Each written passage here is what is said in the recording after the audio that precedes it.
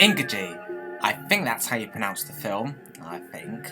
But anyway, that's the film we're talking about today. Ingagi, a 1930 found footage exploitation film that has been long lost over 90 years. So, what's the film about? Well, the film follows a fictional expedition team to the Congo jungles, where they're trying to look for a gorilla-worshipping tribe. Along the way, they bump into many dangerous animals, such as the tortadillo, that has a venomous bite.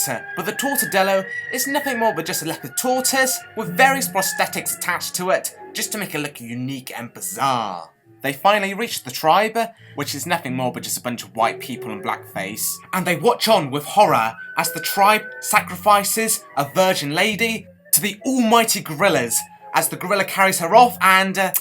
okay, how do I explain it on a platform like YouTube?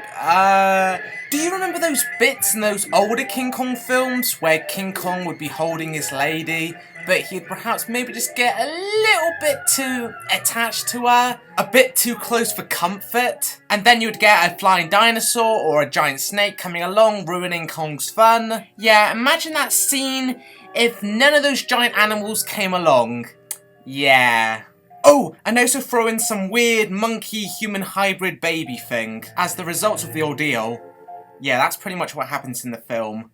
But anyway, when the film was first released back in 1930, despite its controversial context, it was actually the highest grossing movie of its time, making about $4 million in its domestic box office. And taking that for inflation for today's money, that would be about $56 million. But the success wouldn't last too long. Ingagi promoted itself as a real documentary. It was soon exposed as a fake once one of the audience members recognised one of the tribesmen as being an actor, and then some of the actions of the characters were questioned over by federal laws, which led into an investigation for prosecution, which led to the discovery that none of the characters in the film exist. And then they actually found that they actually didn't film it at the Congos. It was actually all filmed in America at a zoo and using some stock footage of African animals. They also tracked down the guy who played the gorilla in the film and made him sign a contract admitting that he was in a fictional piece of work.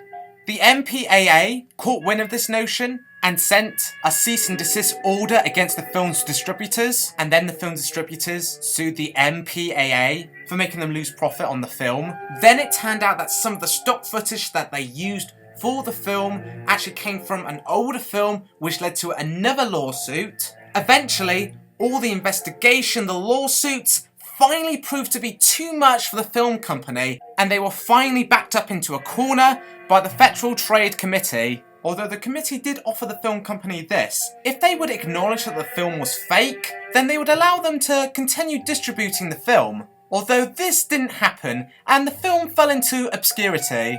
Although it did lead to one good thing. A couple of years later, a man by the name of Marius C. Cooper was trying to pitch the idea of a movie featuring a giant ape. When he pitched it to RKO, they remembered the overwhelming success of Ingagi with their monkey, so they decided to invest in the film. Thus came King Kong. The main reason why both of these films are often attributed of being so successful is their use of featuring a gorilla in the film. Now, at the time, not many zoos had gorillas on display, so it was really exciting for whenever there was a zoo that did have a gorilla. So, 90 years later, whatever came of the film? Well, the film of course was never re-released again, and 50 years later, when home video became a thing, it didn't even get a VHS or DVD release. While nothing was ever officially confirmed by the film company, people just speculated that the old reels of film was probably just far too deteriorated to be playable anymore, as old film does need to be treated with special care if it is to last. And if you've got some old film that you can't distribute anymore, then what's the point of keeping it around? So the film is maybe lost forever.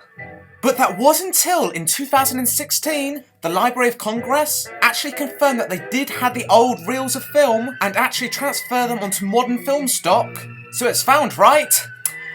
Not quite. Yes, it's found, but it's not publicly available to watch. And at this time, there's no plans to fully restore the film or even release it, as the head of the Library of Films is currently more interested in dramas and westerns at the moment, and isn't really a huge horror fan, but at least we have the reassurance that the film does still exist. Will the film ever get released? I can see it happening in the future, but not anytime soon.